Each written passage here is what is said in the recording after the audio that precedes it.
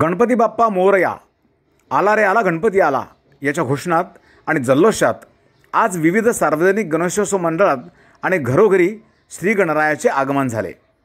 शहरातील प्रथम मानाचा गणपती असलेल्या सार्वजनिक गणेशोत्सव मंडळाच्या मूर्तीची पूजा परंपरेप्रमाणे रावेरच्या महालक्ष्मी मंदिराजवळील बालगोपाल भुवन येथे करण्यात आली।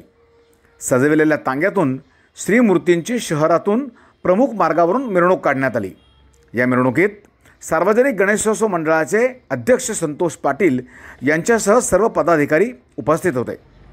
चितोडेवाणी समाज गणेशोत्सव मंडळाची मूर्ती आणि कार्यकर्तेही या मिरवणुकीत सहभागी झाले होते। आज श्री गणरायाचे आगमन घरोघरी होत असताना बाजारपेठही फुलली होती। श्री गणेश स्थापनेचे पूजा साहित्य आणि गणेश मूर्ती घेण्यासाठी भाविकांनी बाजारात एकच झुंबड केली होती। भाविक कुटुंब आणि मुलांसह मूर्ती घेण्यासाठी आले होते।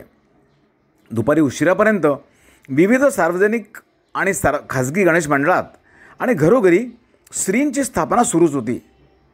या सर्व मिरवणुकीत पोलीस आणि गृहरक्षक दलाच्या जवानांनी चोख बंदोबस्त ठेवला होता।